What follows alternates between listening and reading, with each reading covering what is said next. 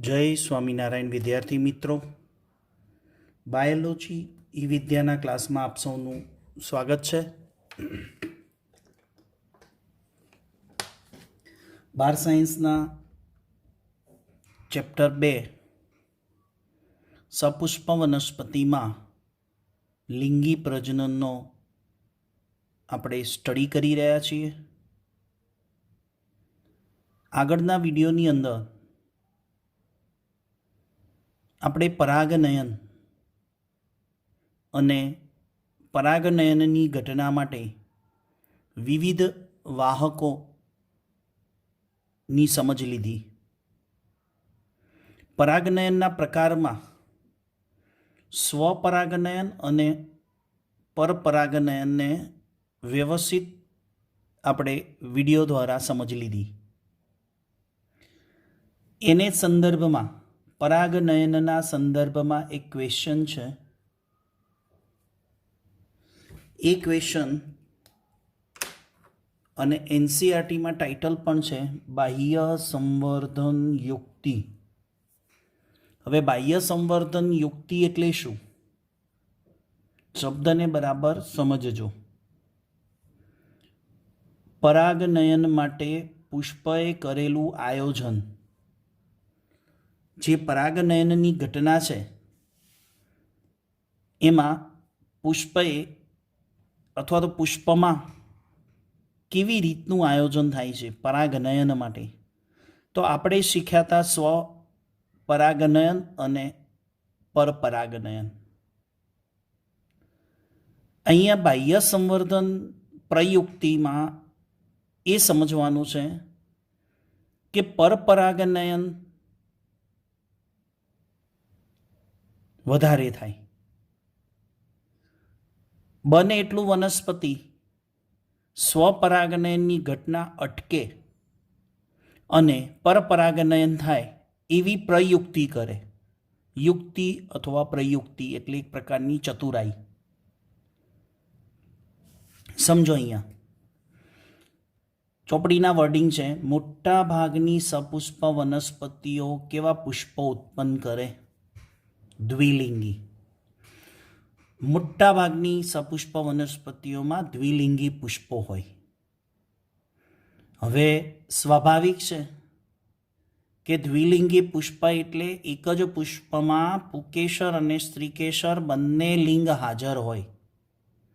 તો સ્વાભાવિક છે કે સ્વપરાગનયન થવાની ઘટના વધારે થાય અને પરપરાગનયન થવાની ઘટનાની શક્યતા ઓછી હોય. એટલે સતત સ્વપરાગનયન થાય તો અંતઃસંવર્ધન દબાણ થાય. આ અંતઃસંવર્ધન દબાણ એટલે શું? સતત અંતઃસંવર્ધન દબાણ એટલે શું કે નેક્સ્ટ પેઢી જ્યારે પણ સર્જાય ત્યારે સતત એક જ પ્રકારના પુષ્પો સર્જાય.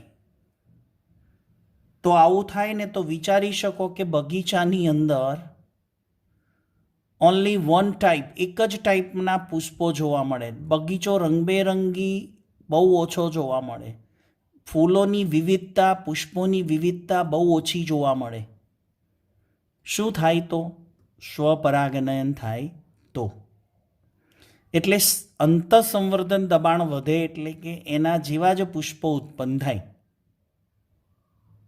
જ્યારે આપણે બગીચામાં જોઈએ છે ને ત્યારે વિવિધ રંગના અને વિવિધ આકારના પુષ્પો જોવા મળે છે.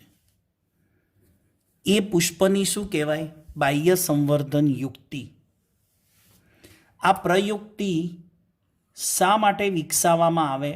આપણે પહેલાં પ્રશ્ન કરીએ અને પછી જ એનો જવાબ લઈએ. આવી બાહ્ય સંવર્ધન પ્રયુક્તિ શા માટે વિકસાવવી પડે? તો એનો જવાબ છે સ્વપરાગનયન અટકે અને પરપરાગનયન થાય. બને એટલું સ્વપરાગનયન અટકવું જોઈએ. જ્યારે પરપરાગનયન વધુ થવું જોઈએ. આ હેતુ એટલે બાહ્ય સંવર્ધન પ્રયુક્તિ. તો અહીંયા આપણે જોઈએ 3 પ્રકારની પ્રયુક્તિઓ છે. 3 ટાઈપ્સ ઓફ પ્રયુક્તિ એટલે કે વિઝડમ, ચતુરાઈ. નંબર 1, પહેલું પૃથક પક્વતા. હવે પૃથક પક્વતા એટલે શું? અને એ પણ દ્વિલિંગી પુષ્પોમાં થાય.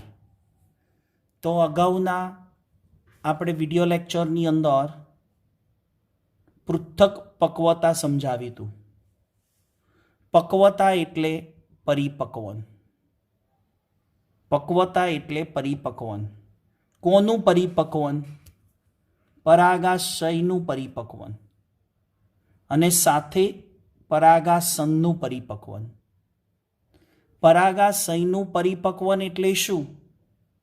યાદ રાખજો, પરાગાશયનું પરિપક્વન એટલે પરાગાશયનું સ્ફોટન થાય અને પરાગરજ ખરવાની શરૂ થાય, એને પરાગાશયનું પરિપક્વન કહેવાય.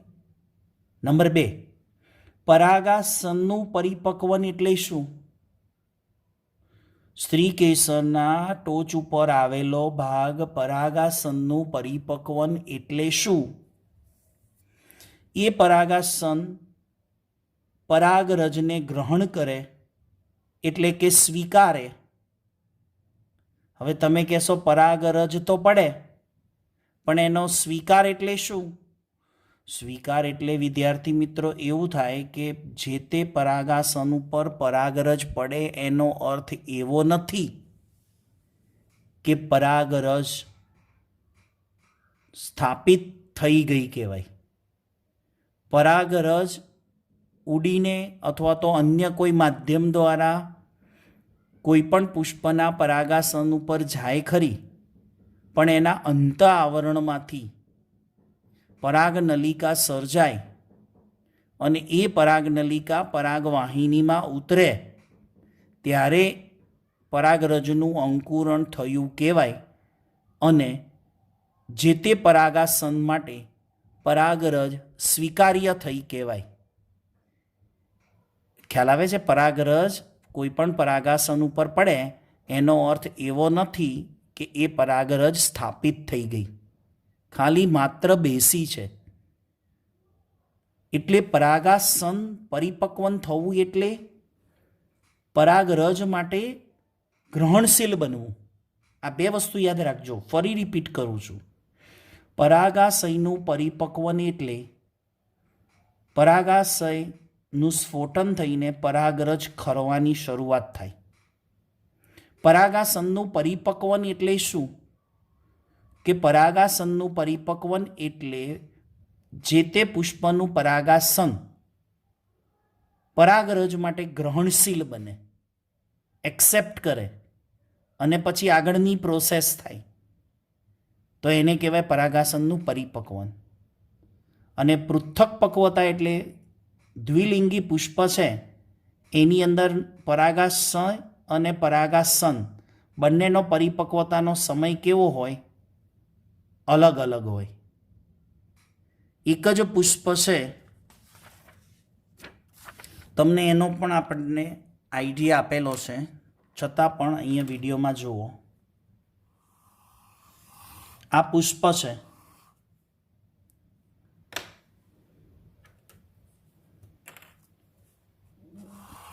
આ એનું પુકેસર ચક્ર છે અને આ એનું સ્ત્રીકેસર ચક્ર છે. એટલે આ પરાગાશય અને આ પરાગાસન. અને આ પુષ્પ કયું કહેવાય? દ્વિલિંગી. હવે આ દ્વિલિંગી પુષ્પમાં નર પુકેસર અને સ્ત્રીકેસર બંને હાજર છે. જો બંનેનો પરિપક્વતાનો સમય સરખો હોય તો સહપક્વતા, અને બંનેનો પરિપક્વતાનો સમય ભિન્ન હોય તો પૃથક પક્વતા. એટલે કે પરાગાશયનું પરિપક્વન એટલે હમણાં જ કીધું એમ કે આમાંથી પરાગરજ ખરવાની શરૂઆત થાય, અને પરાગાસન એટલે કોઈ પણ પરાગરજ આવીને બેસશે અને એમાંથી અંકુરણ થાય, પરાગનલિકા સર્જાય, ત્યારે પરાગાસને પરાગરજ ગ્રહણ કરી કહેવાય. એટલે પરાગાસન પરિપક્વ થયું કહેવાય. પરાગરજને ગ્રહણ કરવા માટે ગ્રહણશીલ બને એટલે પરાગાસનનું પરિપક્વ, અને પરાગાશય એટલે પરાગરજ ખરવાની શરૂઆત થાય. આ ખ્યાલ આવી ગયો પરિપક્વતા એટલે શું. પણ જો બંનેનો સમયગાળો જુદો હોય પરિપક્વન થવાનો, આ ઘણા પુષ્પોમાં આનું પરાગાશય પરિપક્વન પહેલાં થાય અને પરાગાસન પરિપક્વન પછી થાય, એવું બને તો એને પૃથક પક્વતા કહેવાય. આ વહેલા પરાગાશય પરિપક્વ થઈ જાય અને પરાગાસન થોડાક સમય પછી પરિપક્વન થાય, તો બંનેનો પરિપક્વતાનો સમય ભિન્ન કહેવાય, એટલે એને પૃથક પક્વતા. સમજો અહીંયા. નેક્સ્ટ, જો પૃથક પક્વતા હોય તો શું થાય? અહીંયા બતાવ્યું પૃથક પક્વતા છે તો સ્વપરાગનયન શું થાય? અટકે. અને પરપરાગનયન વધારે થાય. કારણ કે સામે બીજું પુષ્પ ગણીએ તો એનું જો ઉદાહરણ દ્વારા અહીંયા સમજાવું. અહીંયા આપણે રેખાકૃતિ દ્વારા બતાવ્યું છે. આપણે લઈએ એ પુષ્પ અને સામે લઈએ બીજું પુષ્પ બી. બે પુષ્પો છે, યાદ રાખજો. એ પુષ્પનું પરાગાશય પહેલા પરિપક્વ થાય છે અને પરાગાસન પછી પરિપક્વ થાય છે. એટલે આ પુષ્પમાં પરાગાશય અને પરાગાસન બંનેનો પરિપક્વતાનો સમય ભિન્ન છે, એટલે પૃથક પક્વતા થયું. સેમ બી પુષ્પ છે, એનું પરાગાસન પહેલા પરિપક્વ થાય છે અને પરાગાશય પછી પરિપક્વ થાય છે. તો શું થયું?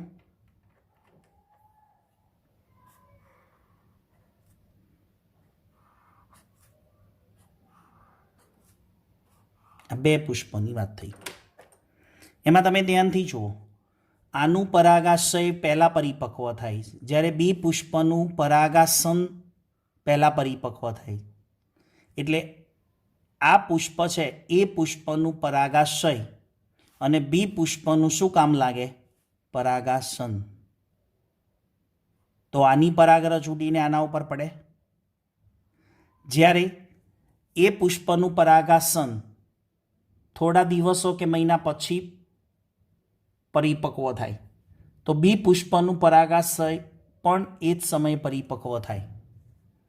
તો આનું બી પુષ્પનું પરાગાશય અને એ પુષ્પનું પરાગાસન આ બંને એકબીજાના સંપર્કમાં આવે, એટલે કે પરાગનયન ટ્રાન્સફર થાય.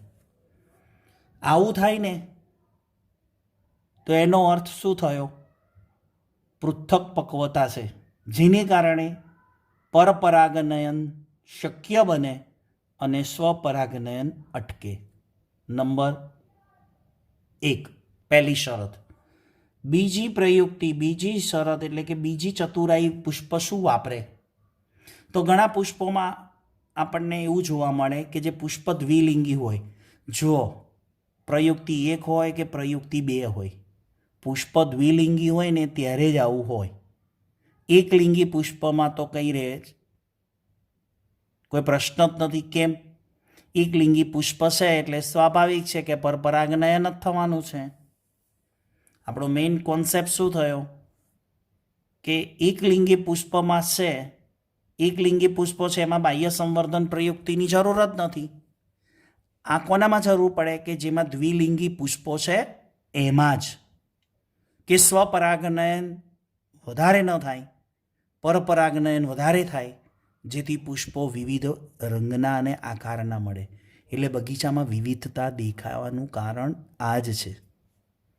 પ્રયુક્તિ નંબર 2, પરાગાશય અને પરાગાસનના સ્થાનો જુદા જુદા આવેલા હોય. દ્વિલિંગી પુષ્પ જ છે. જો આ એક પુષ્પ બતાવ્યું છે,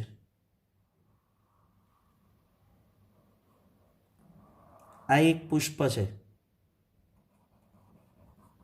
સમજ પડે છે? એ અને આ બીજું પુષ્પ બતાવ્યું છે, કયું છે? બી. તમે ધ્યાનથી જુઓ, આમાં એ પુષ્પ છે, એની અંદર પુકેસર અને સ્ત્રી કેસર જુઓ, અને આ બી પુષ્પ છે, એમાં પુકેસર અને સ્ત્રી કેસર જુઓ. તો તમે વિચારી શકો છો કે આ પુષ્પની પરાગરજ એ આને તો કામ લાગશે જ, પણ સાથે સાથે અહીંયા પણ કામ લાગે. તો આ પુષ્પનું પરાગરજ અને આ પુષ્પનું પરાગાસન, તો બે પુષ્પના અલગ અલગ પ્રજનન તંત્રો થયા, તો પરપરાગનયનની શક્યતા વધી ગઈ.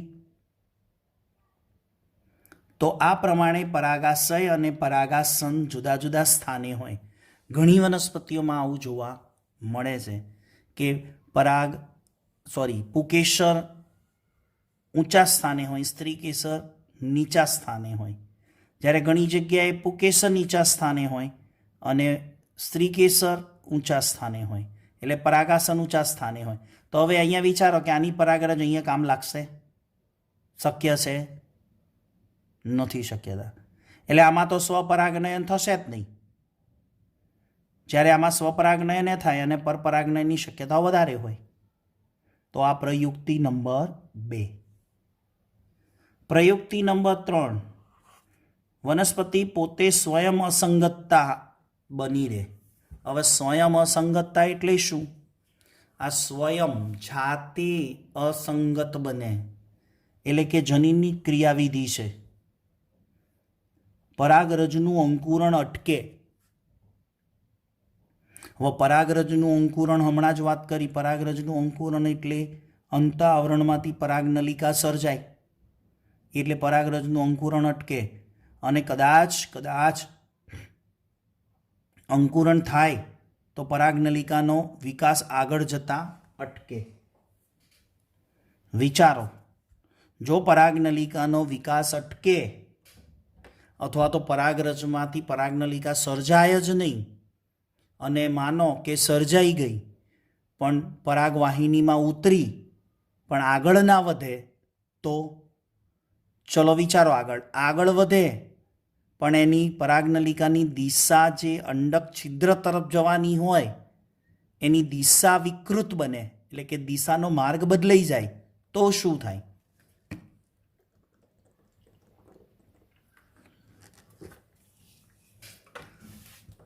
ત્રણ રીતે આવું થઈ શકે. જો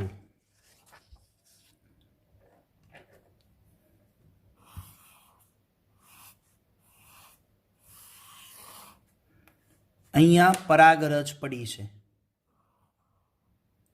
એમાંથી પરાગનલિકાનો વિકાસ જ ના થાય. આ પરાગનલિકા વિકસે જ નહીં, તો નરજન્યુ માદાજન્યુના સંપર્કમાં ક્યાંથી આવે?